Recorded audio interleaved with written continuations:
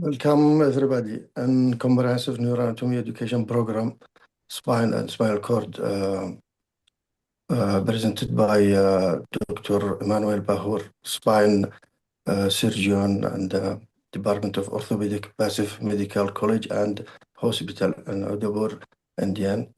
Lecture was the anatomy of the lumbar spine. Dr. Emmanuel. Yeah, hello, Professor. Hello, Doctor. How are you? Professor. Can we start? Yeah, we can start. Yeah. Okay, thank you, Professor Ahmed and Professor Saket, for the opportunity of sharing this topic, anatomy of lumbar spine. I'll just give an overview where the lumbar spine is a structure. Lumbar spine is a structure that is present in between the last thoracic vertebra T12 and the first sacral vertebra. The spinal cord terminates at the level of the conus medullaris, which is at the level of L1, L2, and further we know that it continues as chorda equina. The lumbar spine, it's comprised of bone, cartilage, ligaments, nerves, and muscles.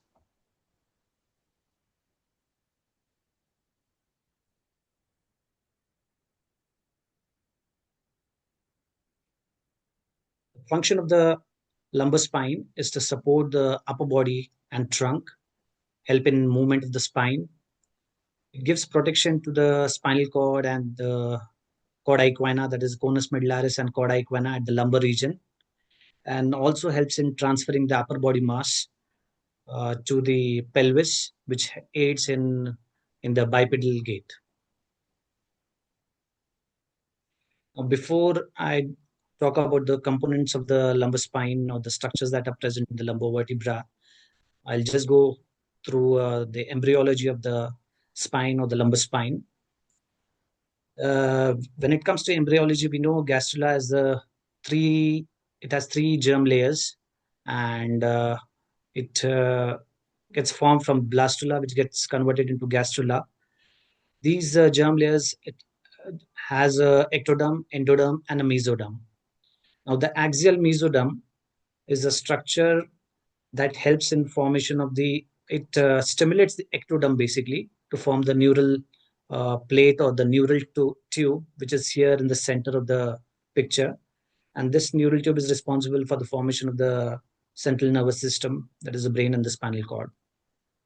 Now, there are three other layers that are present in the mesoderm, that is the paraxial mesoderm, the intermediate mesoderm, and the lateral mesoderm. The lateral mesoderm, it helps in the formation of the heart. The intermediate mesoderm is responsible for the formation of genitourinary system. And the paraxial mesoderm, which is the medialmost part, it helps in the formation of this. It basically develops into somites, and somites further differentiate into dermomyotome and sclerotomes, which ultimately forms the dermis and the muscles, and from the sclerotomes we get the vertebral body. Regarding the ossification, the lumbar spine, it ossifies from the it takes place as an encontral ossification, that is through cartilage, and it has basically 3 primary centers and 5 secondary centers. Now, the primary centers, they appear during the intrauterine life in between 6 to 7 weeks. 3 primary centers, out of which 1 is for the body and 2 are for the neural arch. They fuse by 3 to 6 years of life. Now, there are 5 secondary centers. Out of these 5 secondary centers are basically one for the spinous process, 2 for the tip of the transverse process, and 2 for the vertebral end plates. Again, they appear at the age of 12 to 16 years and fuse between 18 to 25 years.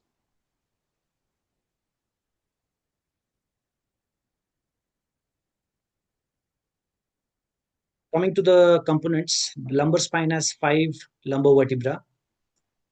Each vertebra has a vertebral body, which forms the anterior and the middle column of the spine.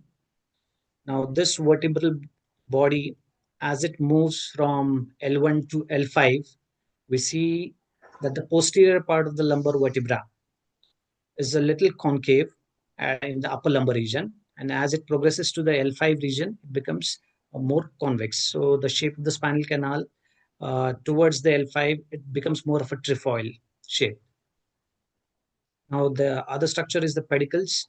Now these are the pedicles which are just present posterior to the lumbar spine, to the vertebral body. And as we progress from L1 to L5, we see that these pedicles, they become more broad and short. And that is why when it comes to pedicle screw instrumentation, the angulation that is present at the L5 region is more as compared to the L1 region. Then we have the articular processes. There are two articular processes. One is, hello, am I audible? Yes, with you. Yeah. So Hello? there are two articular processes. One is the superior articular process, which is directed more posteriorly and medially, and it articulates with the inferior articular process, which is directed more which is directed more medially and anteriorly. So together they form this zygoepiphyseal joint. Then there is a very important structure, pars interarticularis. As the name suggests, it's the structure that is present between the two articular processes. And this structure is important while inserting your pedicle screws. Now, the mediolateral direction is guided by the structure. My boss always used to say that the lateral border of pars is the medial border of the pedicle. So when you are giving that medial angulation for the pedicle screw or the entry point for the pedicle, you have to keep your eyes on the structure, pars interarticularis. Then there is lamina, which is present posteriorly along with the ligamentum flavum. It protects the spinal cord or the thecal sac. Then there are two transverse processes, which again are important for attachment of the muscles and also for the entry point of the pedicle screws. And finally there's a structure that is present more prominent, which is spinous process, which is more of a which is short and broad and straight as compared to the thoracic and the cervical vertebra. Now, come to the intervertebral disc. There are total 23 intervertebral discs in the entire spine, out of which 5 are in the lumbar spine. Now, this intervertebral disc is the fibrocartilaginous structure. Basically, it has three components: the nucleus pulposus, which is present in the center, the annulus fibrosus, which is at the periphery, and then there is a cartilaginous plate, which gets attached to the vertebrae, the bony plate. The nucleus pulposus, basically it's the remnant of the notochord, and it resists compressive forces. That means as the spine gets loaded axially, this axial force gets distributed radially, which is countered by the annulus fibrosus. This nucleus pulposus, it is rich in type 2 collagen, and it has high proteoglycan. The main proteoglycan, that is the aggrecan, is responsible for water retention inside the nucleus pulposus. The annulus fibrosus is basically 15 to 25 stacked sheets of lamina, which are arranged at an angle of 30 to 60 degrees. And because of this angulation, it gives it a tensile, more of a tensile strength. So whenever there is an axial force or the on the spine, the nucleus pulposus, it converts this axial force into a radial this radial force, which gets further converted into a tensile force because of this annulus fibrosus whenever the spine is getting loaded. Now this annulus fibrosus, it has type 1 collagen, and it has high proteoglycan outer, and it also has an outer and an inner layer. Now the hoop stress, I think I already talked about. It's the conversion of the radial force into a tensile force whenever there is a spine getting loaded because of the annulus fibrosis, because of the arrangement of the lamellae inside the annulus fibrosis. Then the cartilaginous end plates, basically they serve as a dual role, acting as a mechanical barrier, and it has a primary gateway for nutrient transport. Basically, as we know, the disc is avascular, so all the nutrition that the disc gets is through the diffusion. Coming to the ligaments, anteriorly there is an anterior longitudinal ligament which starts from the occiput region and extension to the up to the sacrum. It is present anterior to the vertebral body, and this helps in prevention. Basically, prevents the hyperextension of the spine. Just behind the body, there is another ligament called the posterior longitudinal ligament, and this again it starts from the C2 vertebral body and extends down to the sacrococcygeal ligament. Now, this structure, it prevents the hyperflexion of the spine.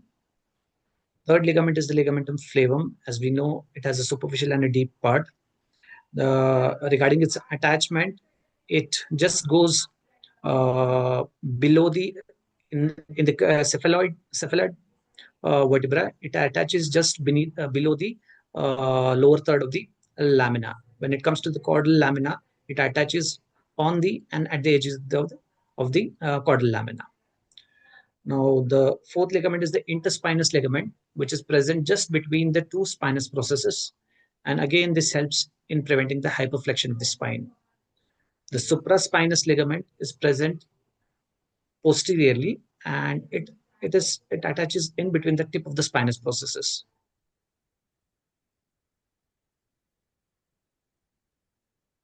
Coming to the blood supply of the lumbar spine, the lumbar spine has blood supply from the 5 pairs of lumbar arteries, and the 4 pairs of the lumbar arteries directly come from the aorta.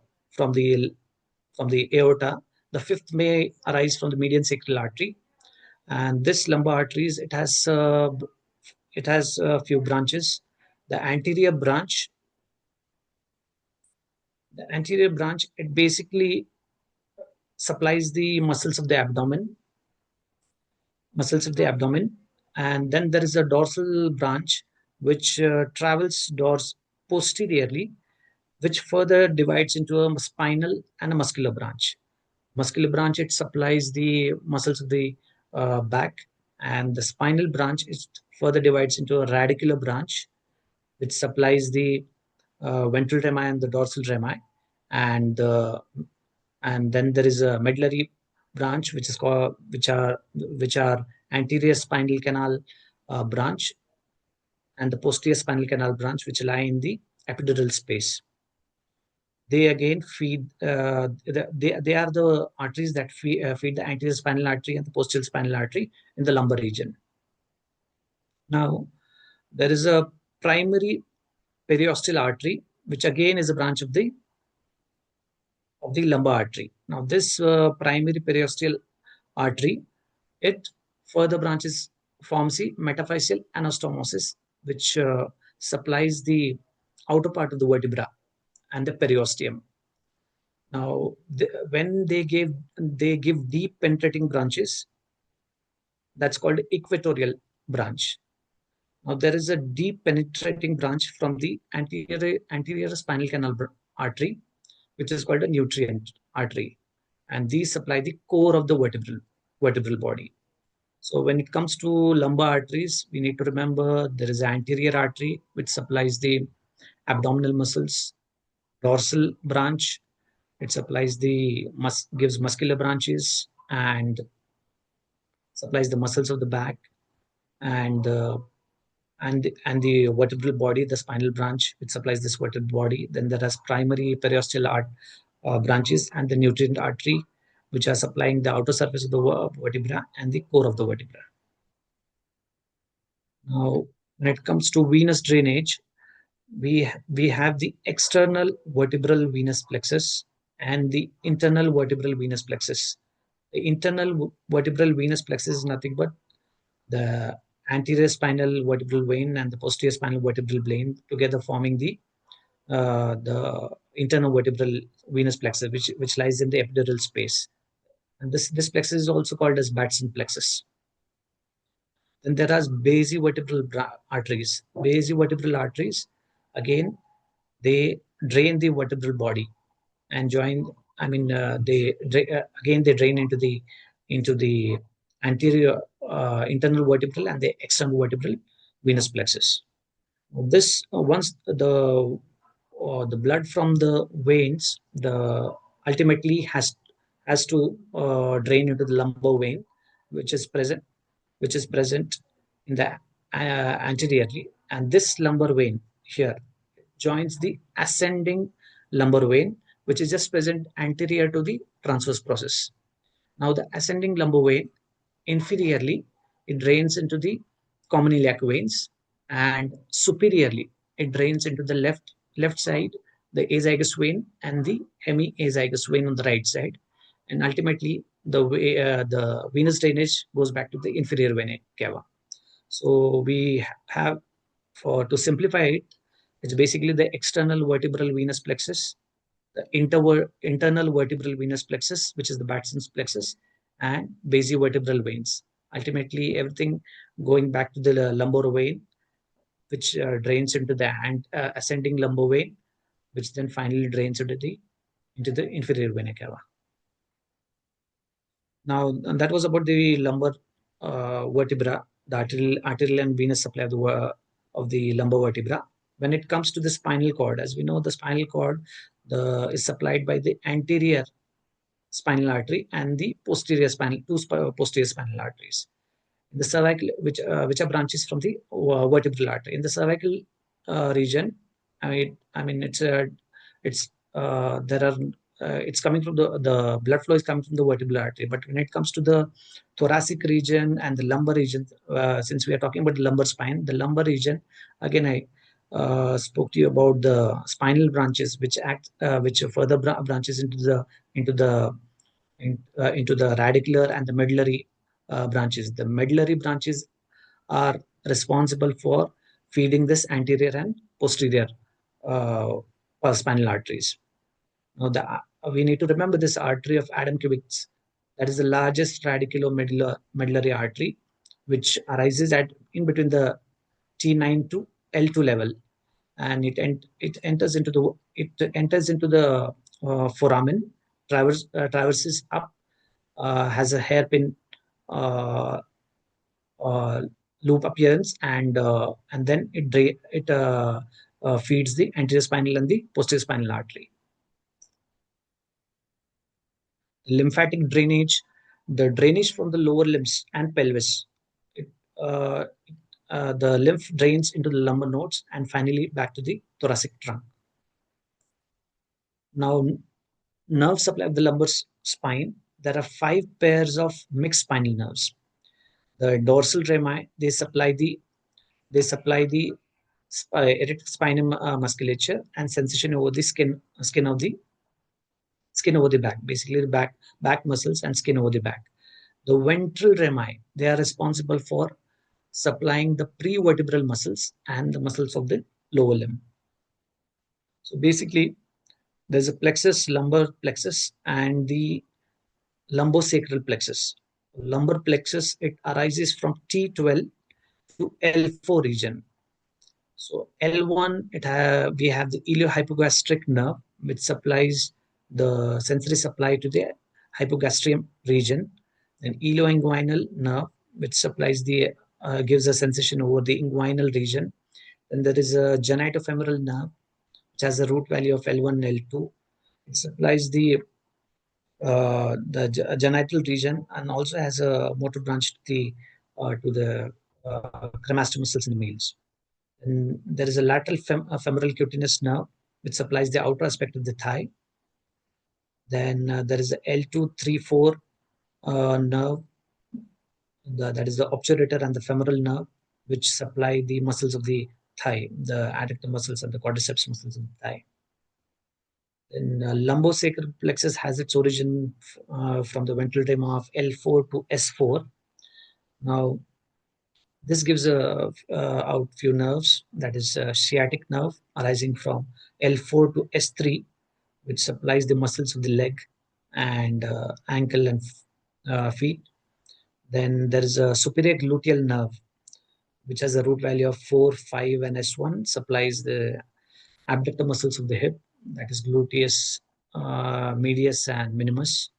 Then there is inferior gluteal nerve, which supplies the gluteus maximus. For practical purposes, I mean, to simplify, whenever we have to do an examination of the spine or check the neurology, we need to remember that the L2, basically the L2, the motor supply from the L2 is basically causing hip flexion. L3 is responsible for the knee extension, L4 for the dorsiflexion of the ankle, L5 for the dorsiflexion of the toes, and S1 for the dorsiflexion, plantar flexion of the ankle. Then there is a S2 component which supplies the lateral aspect of the hamstrings muscles. Then there is a posterior femoral cutaneous nerve of the thigh, which supplies the thigh. Then there is a pudendal nerve arising from S1, S2, 3, and 4, which supplies mainly the sphincters. Then coming to the muscles, we have the extensor group of muscles, the flexor group of muscles. The extensor muscles, we have the erector spinae muscle and the multifidus muscle. Now the erector spinae muscles, we have the iliocostalis, the longissimus, and the spinalis, which take origin from the sacrum, from the iliac crest, then the median sacral crest, the lateral sacral crest, and they have the attachment over the angle of the ribs and the transverse process of the thoracic and the cervical spine.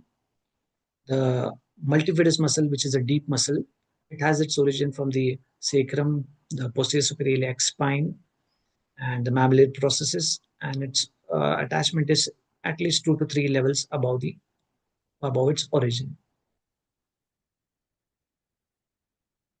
Now, the extensor group of muscles, obviously, they cause the extension of the spine, and the flexor group, mainly the psoas major, and the abdominal muscles, they help in the flexion of the spine. The quadratus lumborum muscle, which is again prevertebral,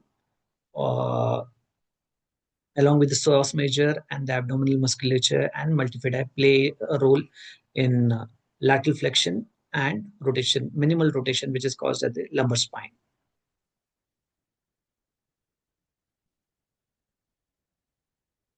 Coming to the lumbopelvic parameters, as we know, the spine needs to be balanced. We have for which we have 3 parameters: the pelvic incidence.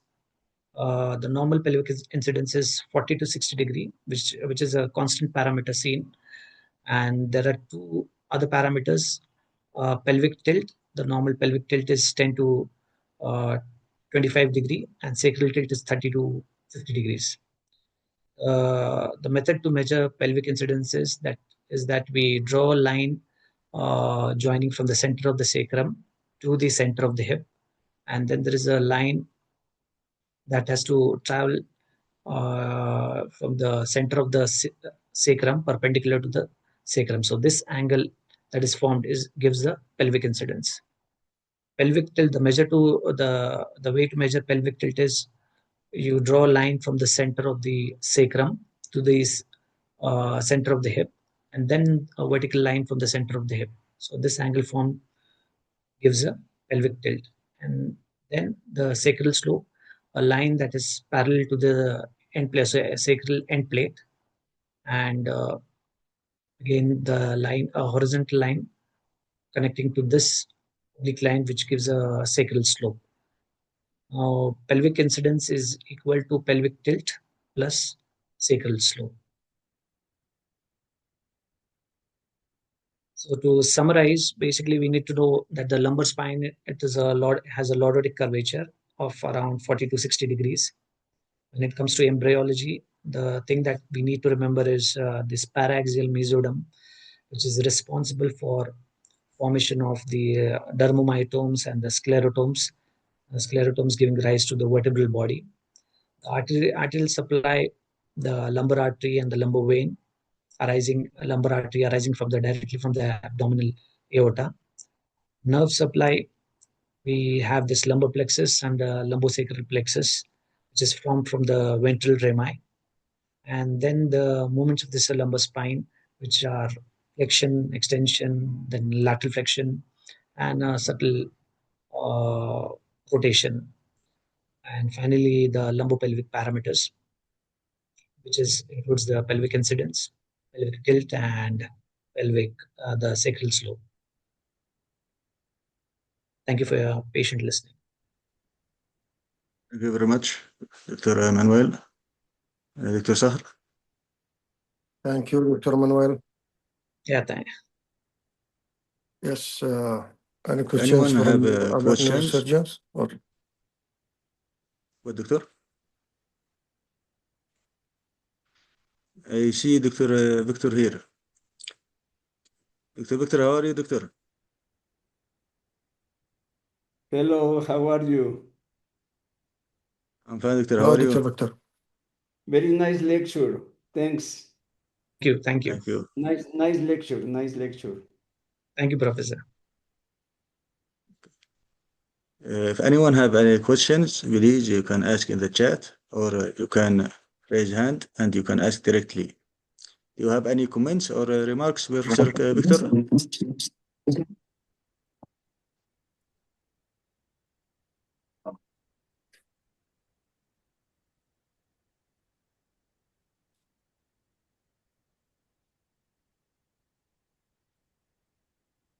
These topics, I think these topics are very important because knowing the basis of the spine is very, very important. Not only for students, also for residents and also for young spine surgeons. And anatomy is not easy. You should study again and again and again because it's important to have in mind, to take in mind all the anatomical aspects before you make some kind of surgery. And not only surgery, also diagnostic of some disease of the spine. So thank you so much again. Thank you very much, Professor. Thank you, Dr. Dr. Thank you. Manuel. Thank you for your nice and excellent lectures about lumbar spine anatomy. As Thank you. Dr. said, this is very important and basics for students and new neurosurgeons for to follow these lectures.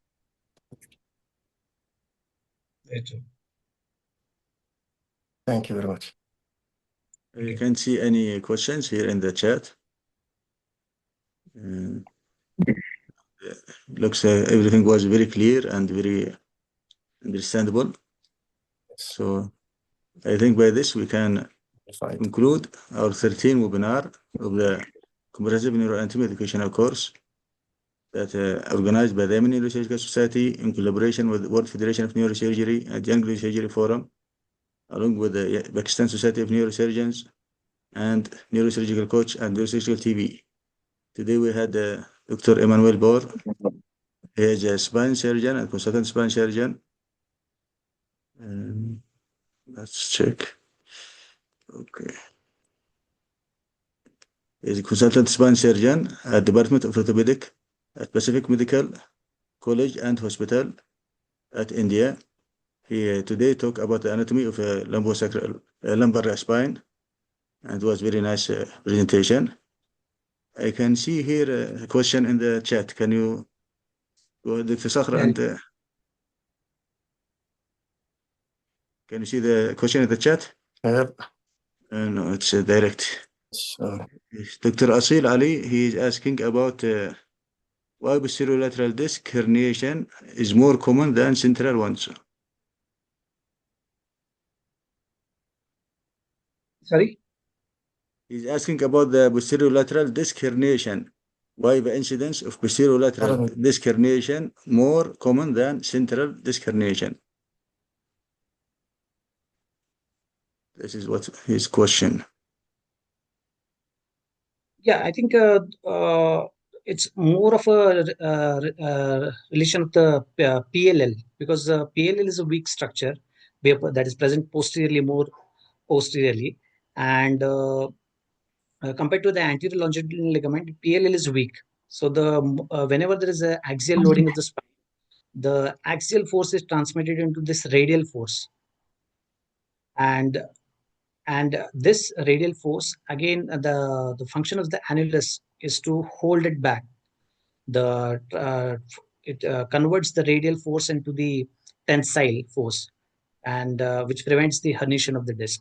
So maybe I think the posterior lateral part at that side, the PLL is the weakest part. So maybe the herniations, most common herniation that we see is the posterolateral, followed by the central. Thank you very much. Thank you. Clear. Dr. Ramirez? How are you, Doctor?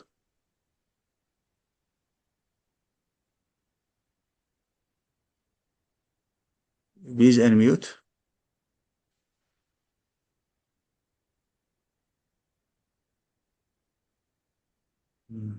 Yes, I would like to ask if did you consider that measurements of the spinal canal are important? And you didn't mention that, and also the lateral recess and foramen. So, yeah, what do you think about that? Yeah, I think I mean, I haven't mentioned about the lateral recess and the foramen. That's what. Yes, measurements of the lateral recess, because there is also lateral recess syndrome and foraminal stenosis syndrome also. So, what do you think about that? And did you consider that those measurements are important to know, or you what about that? Yeah, definitely. I mean, I think foraminal most of the times. I mean, most common structure, most commonly we get this posterolateral herniation and the central herniation. When it comes to lateral or the foraminal or the extraforaminal herniations are seen less often. But once the lateral recess, which is a structure just present lateral to the lateral body of the central thecal sac, and that is present in between the medial border of the pedicle and the lateral border of the thecal sac. So that structure, once it gets stenosed, even that can cause a radicular pain at rest, just like a disc herniation.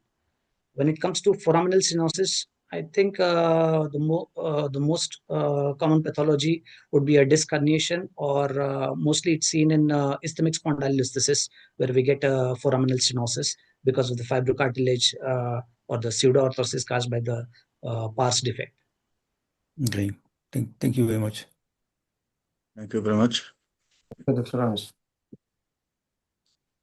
Regarding the anatomy of the lateral recess and foramens, we have in the upcoming webinars, we will have a presentation about endoscopic spine surgery. I think it will be discuss the anatomy of the foramens, and the lateral recess will be discussed very much thoroughly at that webinars, inshallah.